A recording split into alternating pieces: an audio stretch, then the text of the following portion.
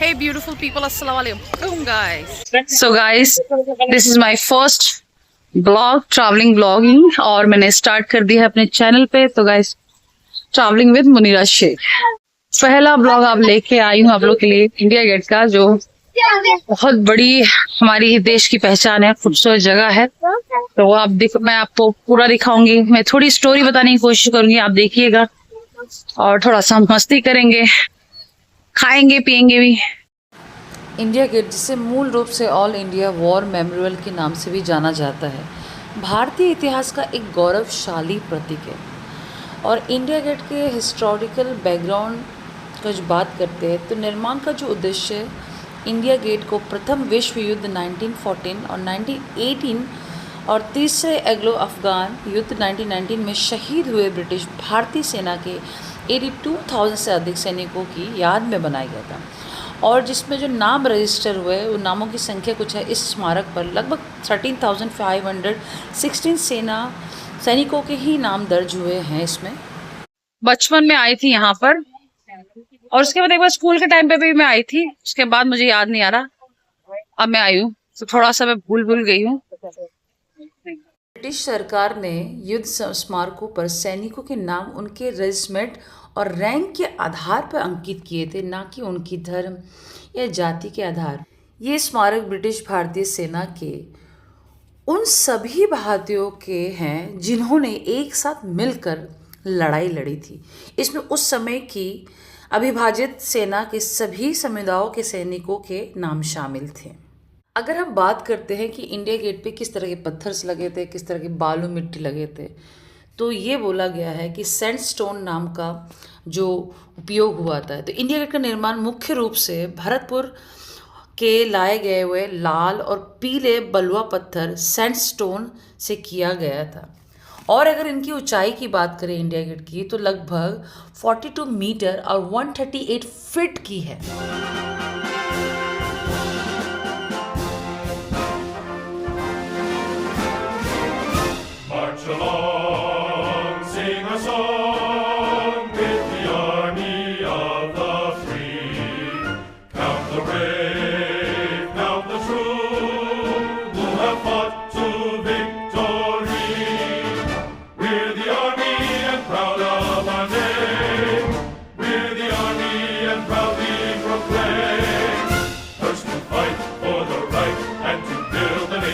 यहाँ जितना चलेंगे तो उतना मजा आएगा, क्योंकि जितनी आपकी कैपेसिटी है चलने की, तब चलते रहिए।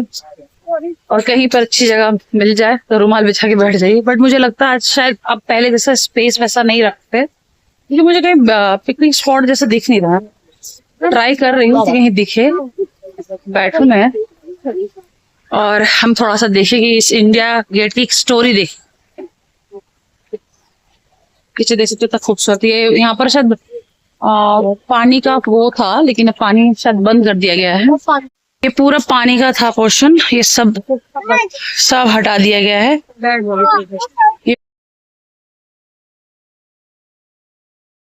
इंडिया गेट के सामने वाली जो सड़क का नाम था वो राजपथ हुआ करता था, जिसे अब प्रेजेंट टाइम पे कर्तव्य पथ के नाम से जाना जाता है। So beautiful. तो गाइस, मैं ब्लॉग बनाने आई थी अपने बहन के बच्चों का, आप देखो बताने के चक्कर में उसके साथ ही स्लिप मारी, छोड़ो। टेंशन सी बढ़ गई है थोड़ा सा, क्योंकि सिचुएशन थोड़ी अलग है मेरी, और मैं स्लिप हुई, पर इंशाल्लाह कुछ नहीं होगा, मुझे पता है इंशाल्लाह कुछ नहीं होगा। तो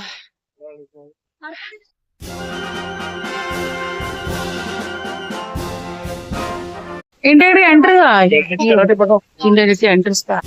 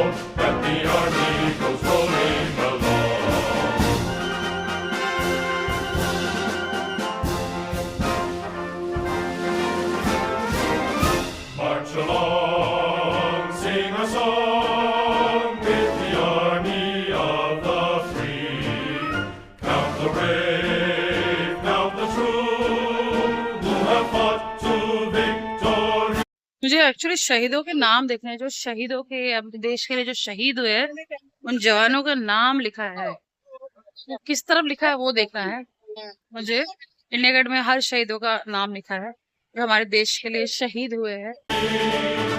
We're the army and proud of our name. We're the army and proudly proclaim. First to fight for the नहीं कर पाई मुझे। Thank you. मुझे शहीदों के नाम पढ़ना था शायद आसार से, लेकिन मैं गिर गई हूँ। क्या कर सकते हैं, इस टाइम पे गिरना। अल्लाह मुझे बस सेफ रखे, क्योंकि मैं गिर गई हूँ, इसकी वजह से प्रॉब्लम हो रही है।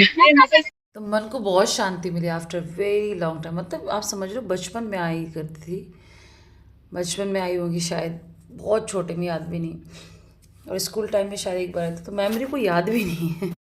तो बस आप किसी भी हिस्टोरिकल या फिर घूमने वाली प्लेस पे जब इंडिया के अंदर जाते तो सबसे बुरा अगर मुझे अनुभव होता वो है गंदगी का। लोग अपना ही देश की प्रॉपर्टी को इतने बुरी तरीके से कुचलते हैं, नस्तो नाबूद करते हैं, गंदगी करते हैं। अब मैं आपको क्या बताऊँ, मैंने यहाँ पर देखा लोग कहीं कहीं, वैसे तो बैठने की जगह नहीं हो रही थी, मोस्टली जगह पर अलाउड नहीं था, कुछ जगह पर लोग बैठ पा रहे थे। जहाँ लोग बैठ रहे थे ना, वहाँ पर वो खा रहे चिप्स विप्स खा रहे हैं, वो वहीं पर उठा के वो फेंक रहे हैं पानी की बोतल, चिप्स की बोतल। आप अपने ही देश की प्रॉपर्टी को गंदा कर रहे हो और फिर बाद में बोलते ये इतनी गंदगी क्यों है, वो क्या। आपको नहीं पता कि हमारे देश का इस तरह से गंदगी करना, इस तरह से पूरे दुनिया के हर विदेशों में से भी ये बोला जाता है कि इंडिया कितना डर्टीस्ट कंट्री है। फूड से रिलेटेड हो, प्लेस से रिलेटेड हो, एटलीस्ट आप सभी को, हम सभी को शर्म आना चाहिए कि गंदगी क्यों करते हो। देखता है तो मैं यहाँ से निकल रही हूँ, अंदर मतलब अंदर से आपको होके जा रहा है। एक तो बाहर साइड से भी जगह है, एक अंदर। पिकनिक स्पॉट हुआ करता था यहाँ पर, लोग बचपन में हम लोग आते थे, बहुत सारी चीजें करते थे, लेकिन यहाँ थोड़ा अब अलाउड नहीं, क्योंकि लोग बहुत छिछोरागिरी बहुत ज्यादा करते हैं यहाँ पर, बदतमीजी बहुत करते हैं, हम एड़े चाले।